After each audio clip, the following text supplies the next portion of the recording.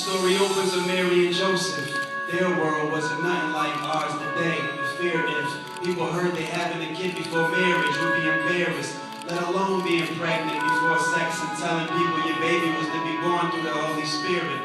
Imagine the gossip through the town when the news gets around, because Joseph was a righteous man, and the baby that Mary carried was inside her before she was married. He wanted to divorce her in secret, but an angel spoke to him while he was sleeping.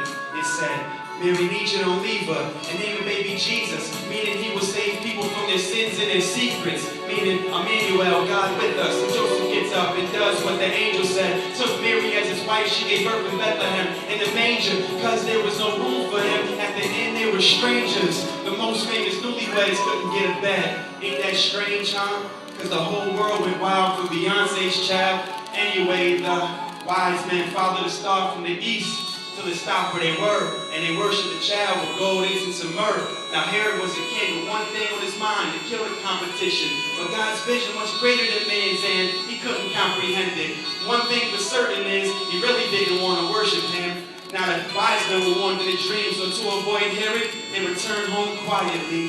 Joseph had a dream too, flee to Egypt, because the king is going to kill baby Jesus. But nobody's going to kill God's son. So he got up, moved away, and as the story says, was crucified, died to rise for you and I. Salvation, receive his life, God's greatest Christmas gift to mankind, Jesus Christ.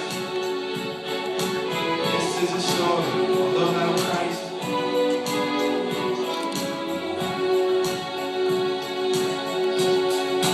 Now is the time to take a look inside, because evil is alive. Nothing new about it. Friday night, I had to write something new down. Tragedy that happened in Newtown, all over the news now. See people returning to churches, because they know that there's hope where the church is.